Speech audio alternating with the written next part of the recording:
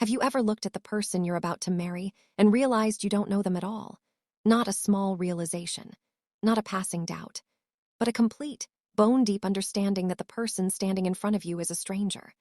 I spent 3 years building a life with a man I loved. 3 years of grocery runs and Sunday mornings and arguments about where to hang the mirror. 3 years of believing I had found the one person in the world who saw me. Not the title, not the dynasty, not the sovereign wealth fund tied to my last name. Just me. I was wrong. The man I was ready to walk down the aisle for looked me dead in the eye at New York City's most exclusive gala, surrounded by senators, billionaires, and old money dynasties that had been passing wealth through bloodlines for 200 years, and introduced me to the woman he was secretly pursuing as just a friend from college. He thought I was a nobody. He had absolutely no idea who I was. And by the end of that night, in front of 500 of this city's most powerful people, he found out. Before we dive deeper, let us know in the comments where you're watching from. We'd love to hear from you. And don't forget to hit that subscribe button so you never miss any of our upcoming videos. My world, or at least the world that reads Tatler and attends state banquets, knows me as Her Serene Highness, Princess Beatrice of Valancourt, a rather prominent European principality. I know how that sounds. I know what people picture when they hear the word princess. Glass slippers, enchanted castles, men arriving on horseback with perfect timing. The reality is considerably less romantic and considerably more complicated. My family's lineage predates the Magna Carta. My godmother is a sitting European queen. My father, the Duke, has a private collection of Renaissance paintings that 3 major museums have offered extraordinary sums to acquire. He has declined every time. Not because he doesn't need the money, but because some things are not for sale. That is the first lesson you learn when you are born into a family like mine. I grew up in estates that are now World Heritage Sites. I ran through halls that historians write dissertations about. I attended my first state dinner before I attended my first sleepover. I knew the proper fork for escargot before I could ride a bicycle. I could identify a Caravaggio from a Rembrandt before I learned long division. I had been curtsied to by grown adults since before I was old enough to understand what a curtsy meant. And before I was old enough to articulate it, I understood something that would take me years to fully accept. My life was not entirely my own. It belonged, in some fundamental sense, to history, to legacy, to an institution larger and older and more demanding than any single person inside it. That is a gilded cage, and I loved it, and I resented it. And I spent the first 26 years of my life being both of those things simultaneously, smiling through state banquets where I could not choose what was on the menu, attending charity galas for causes I cared about deeply, but could not speak about freely, sitting through 3-hour formal dinners beside dignitaries who spoke to me as though I were a symbol rather than a person, always dressed perfectly, always spoken perfectly, always performing the role that had been written for me centuries before I was born. And quietly, desperately, in the spaces between public appearances and protocol briefings and fittings for gowns I would wear once, I was longing for something I could not name. Until one morning I finally understood what it was.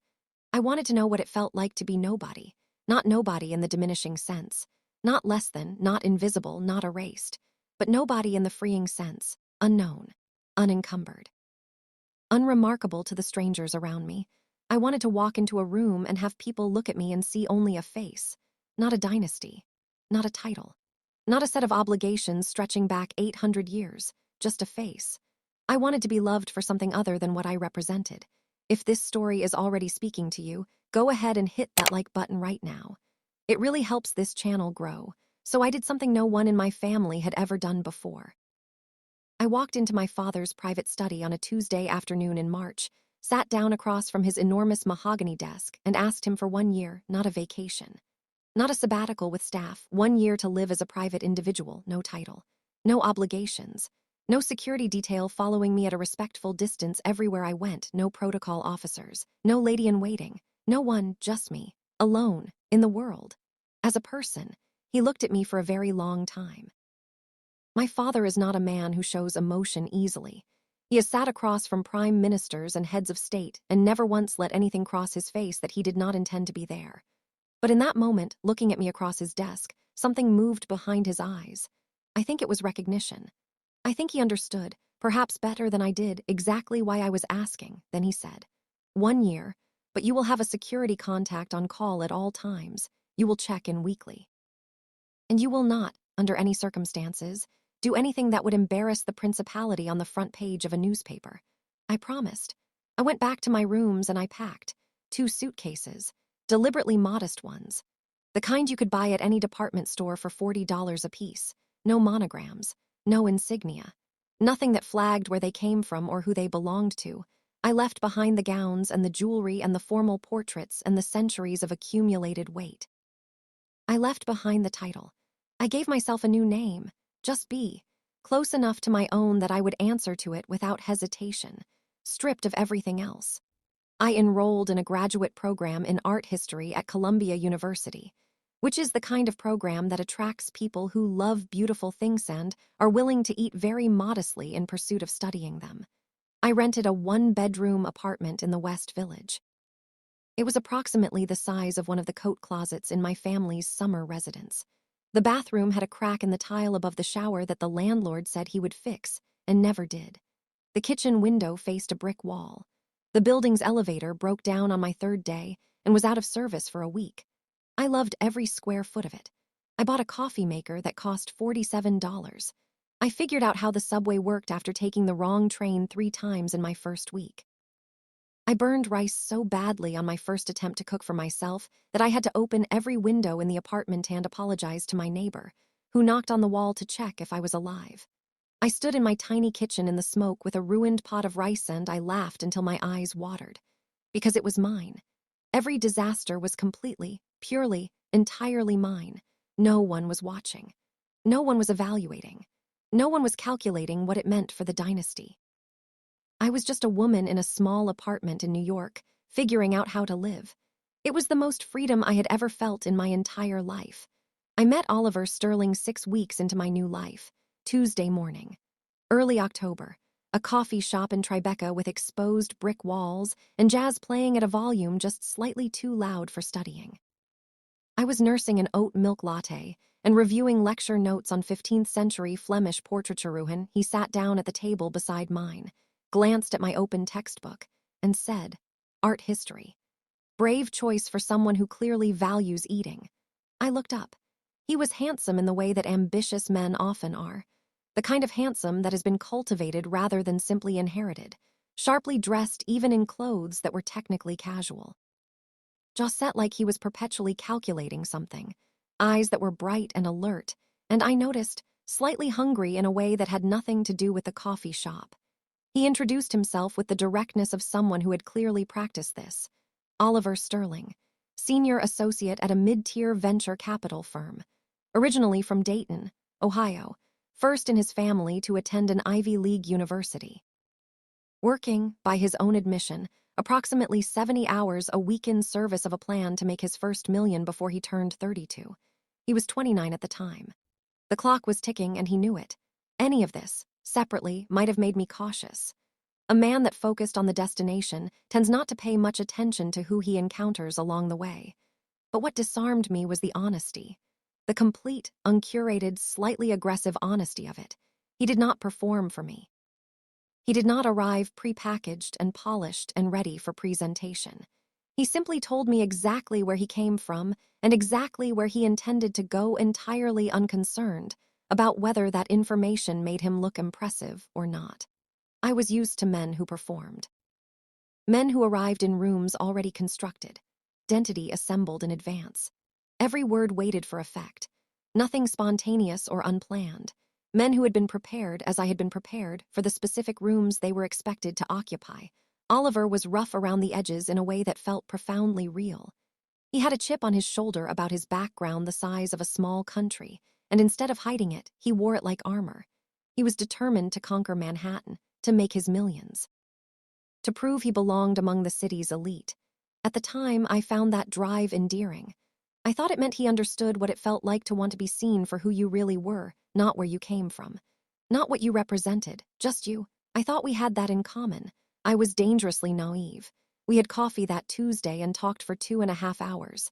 I missed my afternoon seminar. I didn't care. He asked about my research. I told him about Flemish portraiture, and the way 15th century painters used Lido suggests the inner lives of their subjects. He listened with genuine interest and asked questions that showed he had actually been listening. Most people nod through things they don't understand. Oliver engaged. He pushed back. He wanted to know more. I found that extraordinary. We fell in love the way people do when they are both, in their own separate ways, performing a version of themselves they have never quite tried before. He took me to neighborhood restaurants he had been wanting to try, not the kind that require months of advance reservations, the kind that are genuinely, unpretentiously good, where the pasta is made fresh and the wine is cheap and the owner comes out to ask if you enjoyed your meal. I loved those dinners. I loved them more than any of the grand dining rooms I had sat in throughout my life, where the tablecloths were starched into submission and the conversation never wandered far from politics or money. With Oliver, conversation wandered everywhere. He talked about his work the way truly passionate people talk about things they love, with a heat that made an hour disappear in what felt like 10 minutes. He was genuinely, intellectually engaged by the mechanics of venture capital, by the question of which ideas deserved resources and which didn't, by the puzzle of how to see potential before the rest of the market caught on. And he listened to me with the same quality of attention. He wanted to know what I thought, what I cared about, what made me laugh, not what family I came from, not what I was worth, me. I told him I was from Europe, that my family had old money, significant old money, but that I had complicated feelings about it, that I had needed to step away from that world for a while to figure out who I was outside of it. All of that was true. What I omitted was the scale. What I omitted was that old money in my case meant a lineage so established it made most American fortunes look like they had been accumulated last Tuesday. I was not deceiving him about who I was. I was simply not yet telling him everything about what I came from. I told myself there was a difference. And in those early months, he didn't press. He wasn't thinking about it. He was thinking about me, about the conversation, the connection. The particular warmth of someone who was genuinely interested in him as a person and not as a prospect. He proposed 8 months after we met. There was no restaurant, no crowd, no photographer hidden behind a potted plant, no choreographed moment designed to be shared on social media. He asked me in my small West Village kitchen, while I was attempting, again badly, to make pasta from scratch. There was flour on the floor where I had dropped the bag. There was sauce on my apron. The pasta itself was technically overcooked.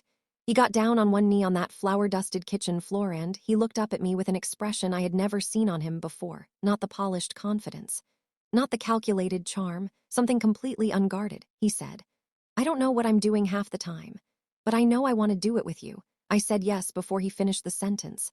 I fully intended to tell him the truth before the wedding. I had a plan, a trip to Europe that summer. An introduction to my father, the Duke. I thought we had built a foundation solid enough that the revelation of my royal bloodline would be, in the context of everything we had built together, just a funny, shocking footnote in our love story.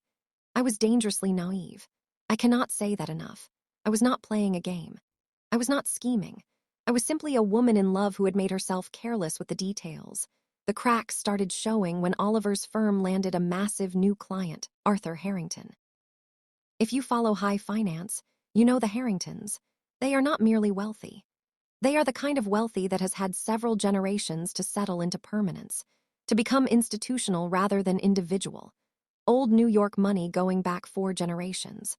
Holdings in commercial real estate, private equity, media, and a philanthropic foundation that had quietly shaped policy in 3 separate presidential administrations. Arthur Harrington himself was the kind of man who did not need to announce his importance. He walked into rooms and rooms reorganized themselves around him, not because he demanded it, but because that is what happens when wealth and influence have had enough time to calcify into something that operates almost like gravity. Harrington Enterprises was in the market for a new venture capital partner. Oliver's firm was one of several being considered. The moment that account entered our lives, I felt the temperature in our relationship drop by several degrees. Oliver became obsessed. He worked later. He was distracted at dinners. He started researching the Harrington family with the intensity of a man studying for an examination on which his entire future depended.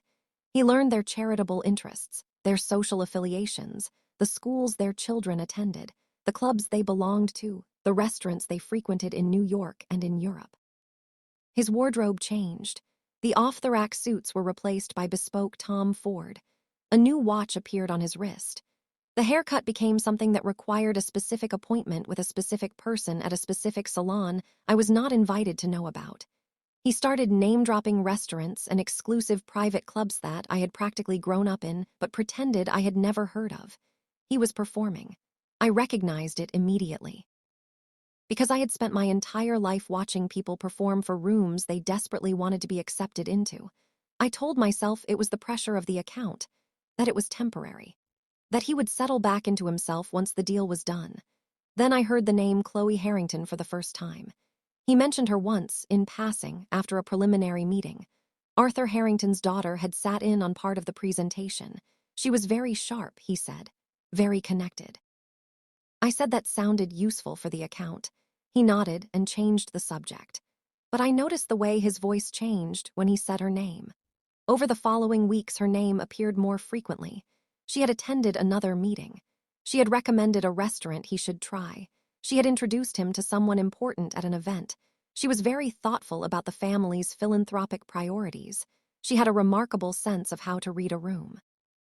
She was, he said one evening with what he clearly thought was casual admiration, genuinely extraordinary. Each mention was delivered with careful casualness. The kind of careful casualness that requires effort. I said all the right things. I asked intelligent questions about the account. I was supportive and warm and entirely present. And in the private, quiet place inside myself, where I kept the things I wasn't ready to look at yet, I began assembling a picture I did not want to see. It was a Thursday evening in late October. Oliver was in our bedroom adjusting a very expensive silk tie in the mirror. I was sitting on the edge of the bed reading. The apartment smelled like the dinner I had cooked. Outside the window, the city was doing what the city always does, endlessly, without pause. He said it the way you mention weather. The Harrington Charity Gala is this weekend. I looked up. Oh, wonderful. What should I wear? I think I have a lovely navy gown that would. He turned around.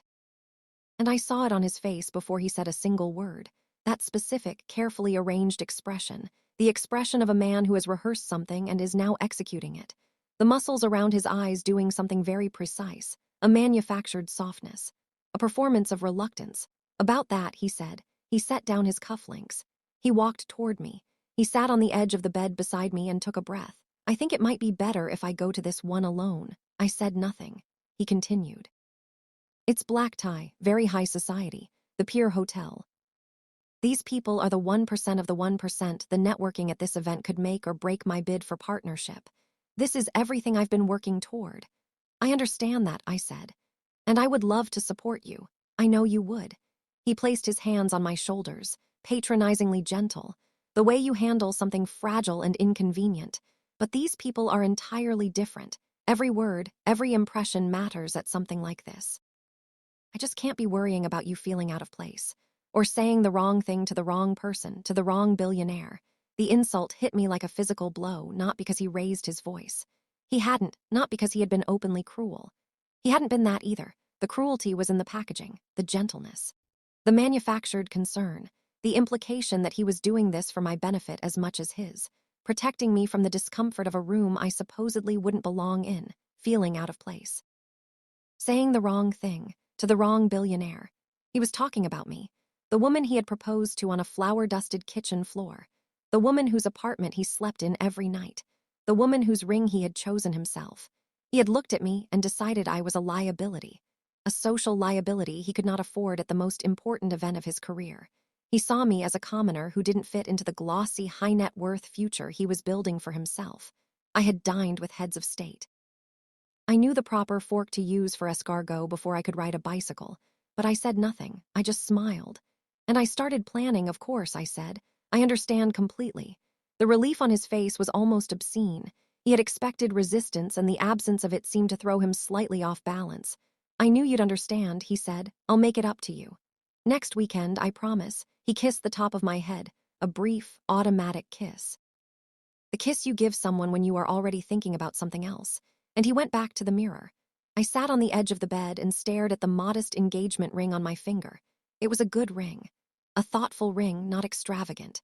Chosen without guidance, reflecting the man he had been when he chose it. I looked at it for a long time, and something settled in me, not anger, Not grief.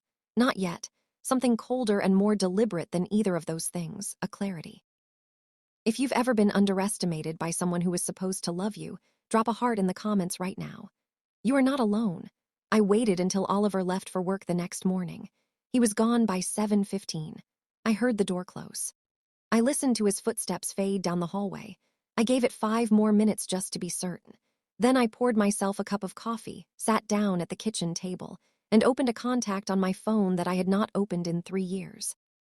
A number that did not exist in any directory, that could not be found in any search, known to perhaps 40 people on Earth. It rang once.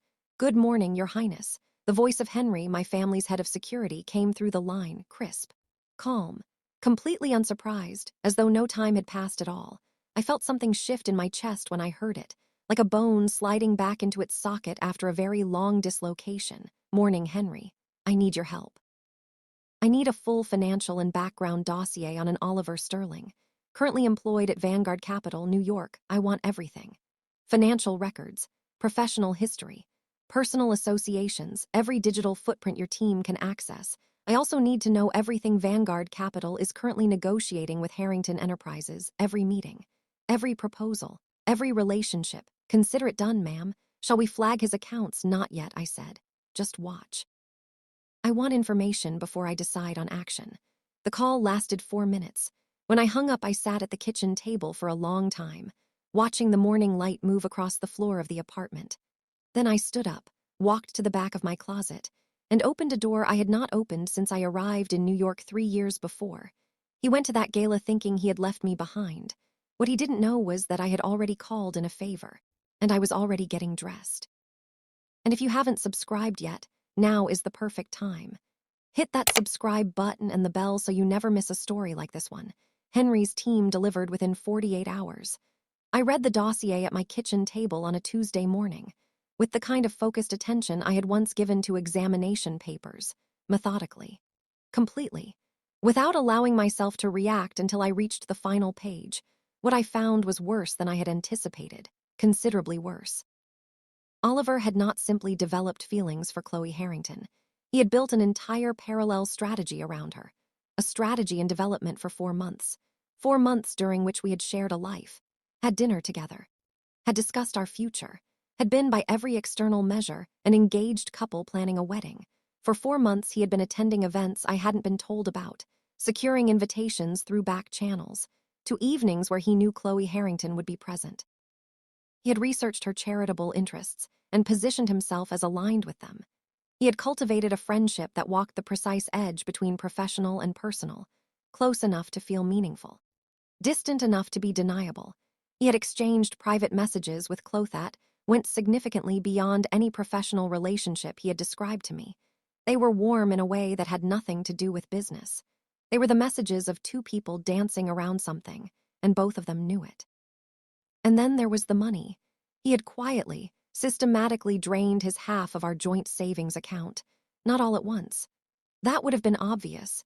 He had done it in increments over several months, each transfer small enough to be attributed to ordinary expense if I noticed and questioned it. The money had gone to a private offshore account I had known nothing about. He was also, according to email correspondence Henry's team had located, in active negotiation for a $5 million loft in Soho, a loft that would have been architecturally spectacular and financially impossible on his current salary, a loft he was planning to inhabit in a future that did not include me. And then there were the text messages. "Oliver, the deal with Harrington is almost closed. Chloe is definitely into me, Liam. Bro, what about B? You're engaged, Oliver. B is my safety net. She has some family money. If Chloe doesn't work out, I'll settle. Safety net." I read that line 3 times. 3 times, I had hidden an entire dynasty, a title, a lineage, a vault of heirlooms that museums had offered fortunes for. I had hidden all of it because I had wanted, more than anything in my life, to be loved for myself, not for what I represented, not for what I came from, just for me. And the man who had claimed to love me had filed me under backup plan. I sat with that for a long time. The coffee went cold. The morning light moved across the floor. The city went on doing what the city always does, and I made a decision. At the back of my closet was a garment bag I had not touched since the day I arrived in New York. I unzipped it slowly. The gown was exactly as I remembered it. Ivory silk charmeuse made for me by a Parisian atelier with a 2-year waiting list. Clients that included 3 current European queens and a former First Lady of France. The fabric was extraordinary, silk charmeuse of a fineness I have not encountered in any garment before or since. It moved like something liquid, like water that had been woven into cloth. The bodice was structured with an architecture that required no corsetry, no adjustment, no apology. The overlay of antique lace had been sourced from a textile house in Brussels that had been in continuous operation since 1847, each piece, hand-stitched by women who had spent decades acquiring a skill no machine could replicate. It was not a dress that announced itself. It did not arrive loudly.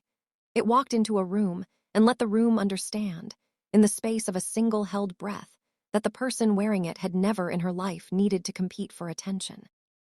I laid it across the bed and looked at it. Then I made a second call. This one to Paris, to my father's private vault manager.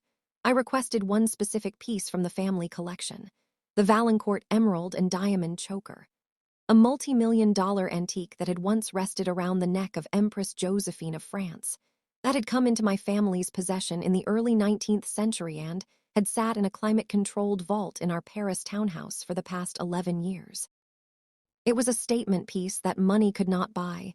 You had to inherit it, of course, Your Highness, said the vault manager, with the calm professionalism of a man who had once transported a Vermeer and a classified diplomatic document on the same trypan discussed neither with anyone. The choker arrived 48 hours later, hand-carried from Paris by a courier I had used before. I opened the case at my bathroom vanity. The emeralds were the color of deep ocean water on a clear day, not the bright aggressive green of commercial stones, something older and more complex. The diamonds surrounding them had been cut in Amsterdam in 1809. They caught the bathroom light and distributed it across the ceiling in a way that made the room briefly, quietly, extraordinary. Oliver left for the gala at 7 o'clock in the evening. He came to say goodbye in the Tom Ford suit and the new watch. He kissed the top of my head, an automatic gesture. The gesture of a man whose attention is already entirely elsewhere.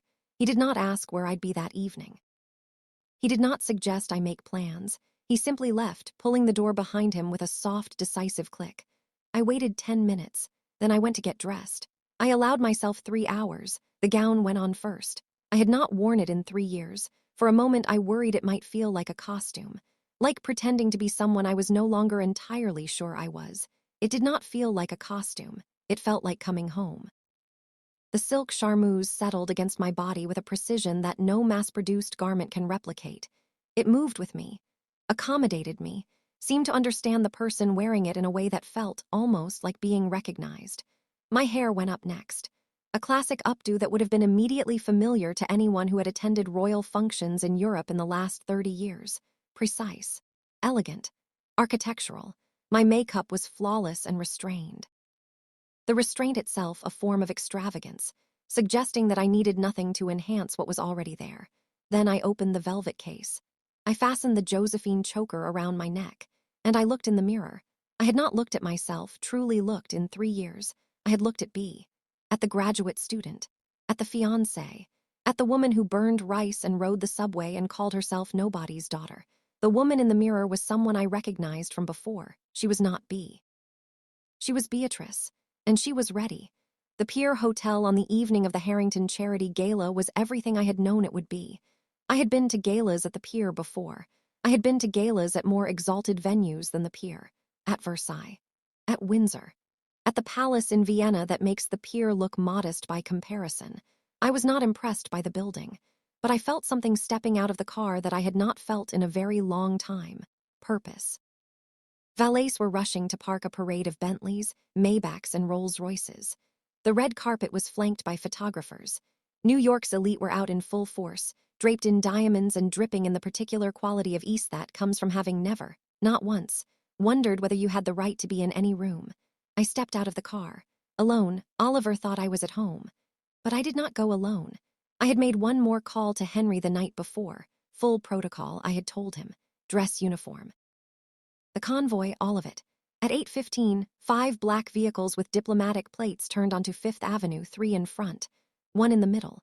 one at the rear moving in perfect formation, the way they always moved when representing the House of Valancourt in a foreign city.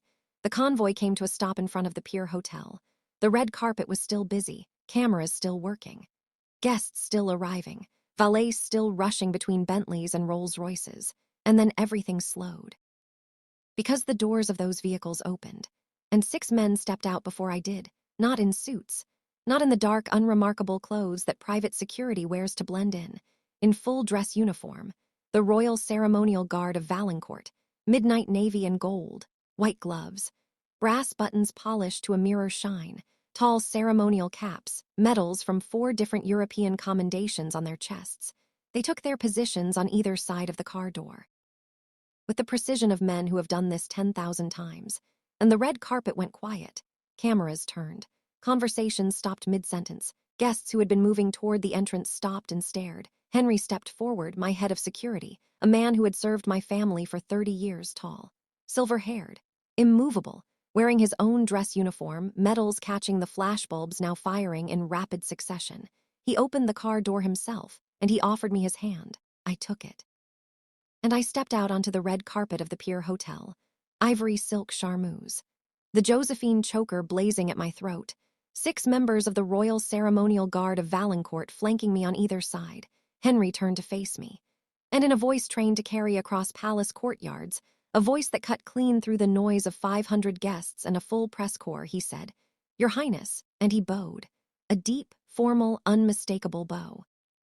The kind that has only one meaning in any language, in any country, in any century. All 6 guards bowed simultaneously. The red carpet went absolutely silent. Somewhere behind me I heard a photographer say into his radio, "European royalty. Get a camera on the entrance."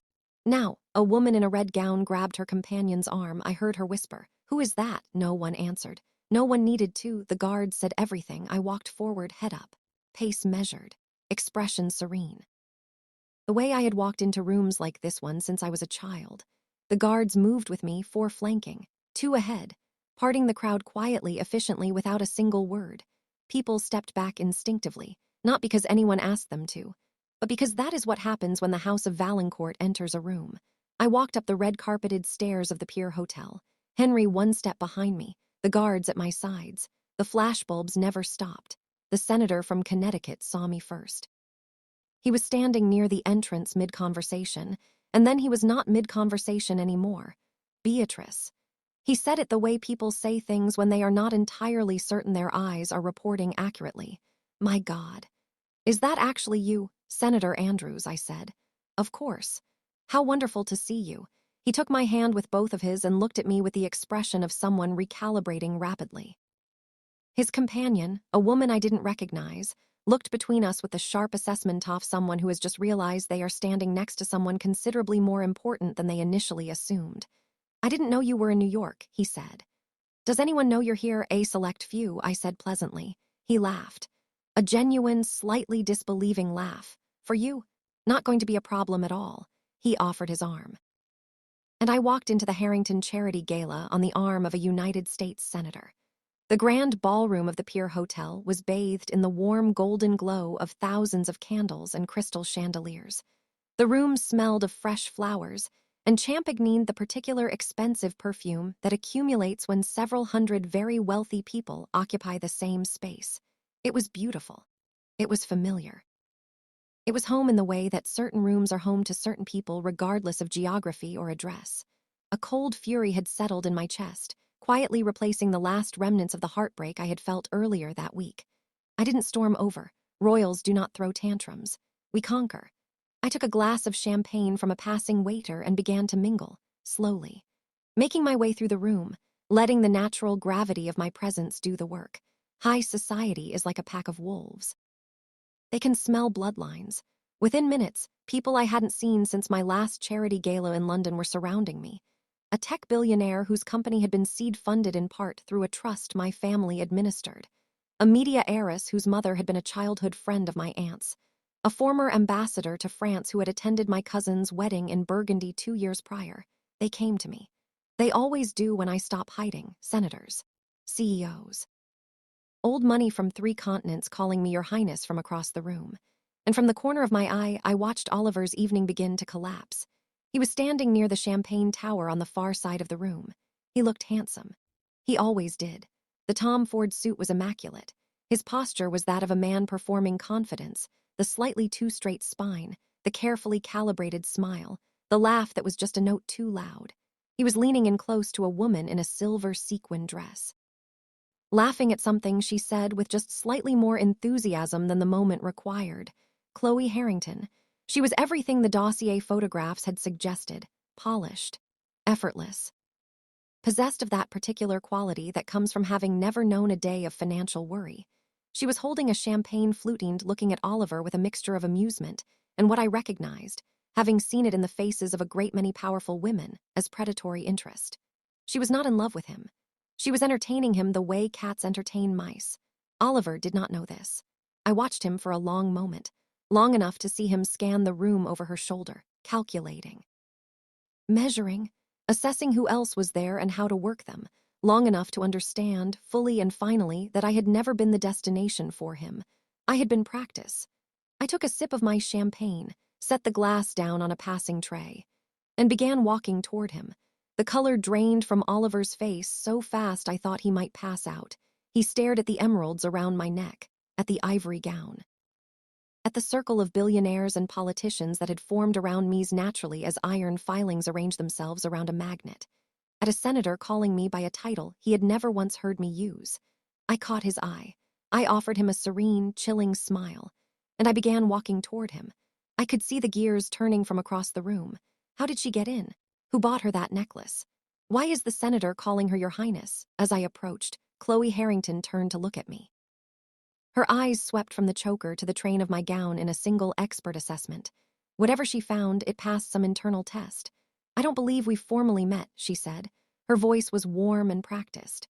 The voice of a woman who has attended these events since childhood. No, I agreed pleasantly.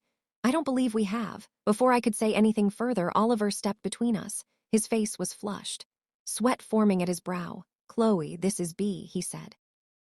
His voice was tight and slightly higher than usual. He shot me a look of pure desperate warning. She's just a friend from college. She's in town visiting, just a friend. I held his gaze for one long, quiet moment. Then I turned back to Chloe and smiled. Kensington, I said smoothly, Beatrice Kensington. Chloe's eyes widened by a fraction. She was too polished, too well-raised, too deeply trained to do anything as unguarded as gape. But the fraction of widening was enough. The recognition was immediate and total. Kensington, she repeated, slowly, carefully, as in. Yes, I said simply, and let the silence do the heavy lifting. Oliver looked like he was going to be sick, because the Kensingtons are not merely wealthy. The territorial designation is tied to one of the oldest, most politically connected dynasties in European history, a family with centuries of intermarriage with crown houses, with lands that predate the formation of most modern nations, with a reputation for quiet, profound influence that has survived every political upheaval of the last several centuries. Chloe Harrington had grown up attending events where my family was known, where my father had been a guest of honor, where my family's foundation had been a major donor. She knew exactly who I was. And in the fraction of a second between my answer and her next breath, I watched her reassemble everything she thought she knew about the situation she was standing in. Oliver had introduced me as a friend from college, a nobody, a visiting acquaintance. He had been engaged to a Kensington. The implications landed on her face in a cascade that she controlled magnificently, but could not entirely conceal. And standing 6 feet away, already walking toward us, was Arthur Harrington himself. He moved through the room the way men of his position always move, with the quiet efficiency of someone for whom this texture of life has long since become ordinary. He stopped when he saw me, not with surprise, but with the warm, unhesitating recognition of someone who encounters a person they genuinely respect in an unexpected location. Beatrice, he said. He bypassed the cluster of people around him with the quiet authority of a man who has never had to wait for anything, and extended his hand. I had no idea you were in New York. Your father mentioned you'd taken some time away, but we didn't know where you'd landed. Mr. Harrington, I said, accepting the handshake with the warmth it deserved, it's wonderful to see you. I've been living very quietly, he laughed. A genuine, slightly wondering laugh. Well, you've done a remarkable job of it. He turned to Oliver with entirely unsuspecting politeness. Have you met Oliver Sterling? He's been working with our team on the venture capital evaluation. Yes, I said, Oliver and I go way back. 5 words. And Oliver's entire world came undone. Every piece of his strategy. Every carefully placed interaction. Every month of careful cultivation. All of it built on a foundation of almost incomprehensible ignorance. He had tried to impress the Harringtons. The woman he had left home, the woman he had called a liability, a commoner, a safety net, was standing in the middle of the Harrington charity gala being greeted by Arthur Harrington himself as a figure of personal acquaintance and family respect. I didn't raise my voice. I didn't cry. Royals do not throw tantrums. Conquer. If this story has you on the edge of your seat, share it with someone who needs to hear it right now. And keep watching because it gets better from here. He found me on the terrace 40 minutes later. He had been trying to reach me all evening. I had not made it easy.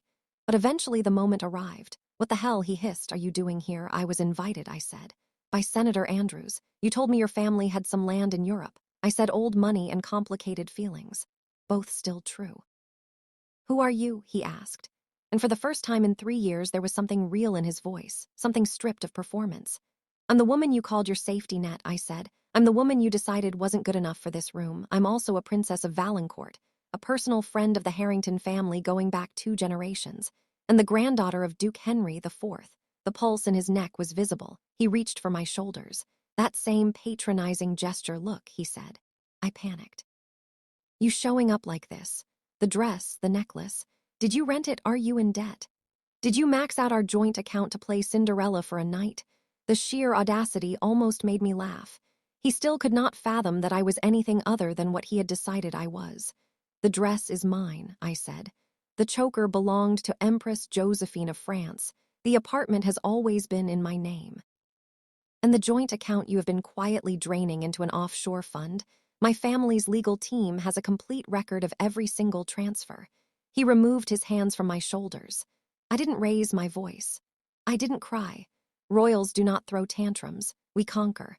But the night wasn't over. And what I found in that dossier 2 weeks later changed everything I thought I knew about the man I almost married. He had quietly drained his half of our joint savings account, transferring the money to a private offshore account. The dossier also included email correspondence between Oliver and a luxury real estate broker.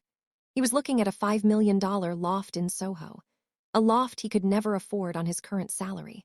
But the most damning piece of evidence was a chain of text messages between Oliver and his best friend Liam. Henry's team had managed to clone Liam's phone backup. Oliver, the deal with Harrington is almost closed. Chloe is definitely into me, Liam. Bro, what about B?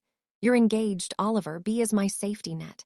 If Chloe doesn't work out, I'll settle. He wasn't trying to secure a business deal. He was trying to secure Chloe. He was keeping me on the hook as a backup plan, just in case the billionaires rejected him. I'm not going to make a scene, I told him. That isn't who I am. When I leave tonight, I won't be coming back to the apartment. My things will be collected by the end of the week. The money you transferred, I expect it returned within 48 hours. My family's legal team is prepared to proceed if it isn't. I'm not threatening you, I said. I'm informing you there's a difference. I straightened the choker, turned around, and walked back into the ballroom. I didn't look back. I didn't slow down. I didn't give him the satisfaction of watching me fall apart. I walked back into that room and I danced, genuinely, joyfully. For the first time in months, with a former ambassador who had known my father since university and who was a magnificent dancer, and asked absolutely no questions about what had happened on the terrace. And Oliver Sterling stood at the edge of the Harrington charity gala and watched the woman he had called a Nabadib come, in the space of a single evening, the most talked-about person in the room. The money was returned within 36 hours. Every cent. The Harrington account went to a different firm. Arthur Harrington was, as I have said, a man of considerable perception. He had noted the dynamic on the terrace with quiet attention and drawn his own conclusions about Oliver's judgment. Chloe, by all accounts, had found the entire episode distinctly unappealing. A man who lies about the woman he is engaged to in order to appear more eligible to a woman he is trying to impress is not a man of character. And the Harringtons, whatever else they were, valued character.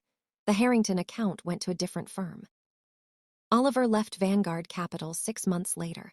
I don't know where he went. I don't need to know. I went back to Valancourt for a month that winter. My father met me at the airport himself. a gesture of extraordinary kindness from a man who did not do extraordinary kindness lightly. We walked through the estate in the early morning light, through the halls I had run through as a child, through rooms that smelled of old wood and cold stone and centuries of accumulated history. He did not ask me many questions. He simply walked beside me.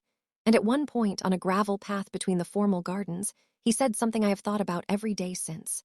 The people who love you well do not require you to be smaller in order to make themselves feel larger. I stood there in the early morning light with my father beside me, and I felt something I had not felt in a very long time. I felt like myself. I came back to New York, because New York was also mine now. The life I had built there, imperfect, complicated, stripped of pretense in all the ways I had needed it to be, that was also mine. And I was not going to let one man's smallness take it from me. I finished my degree. I wrote my thesis on the intersection of art, patronage, and power in 19th century European royal courts, which, given my research access, turned out to be quite well received. I stopped hiding, not entirely. I am still, in some rooms, just B. But I am also, when honesty requires it, fully and unapologetically Beatrice. And I have learned, slowly and imperfectly, that those two women were never enemies. They were always the same person.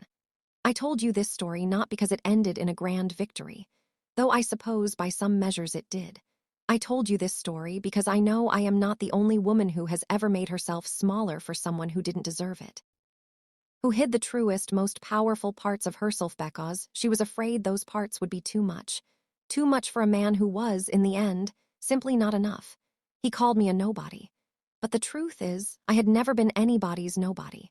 I had just been waiting for the right moment to remind him of that. If this story moved you, please share it with someone who needs to hear it today. Like this video so more people can find it. Subscribe if you haven't already, and hit that notification bell so you never miss our next story. We have so many more coming and you don't want to miss a single one. Thank you so much for watching. We'll see you in the next one.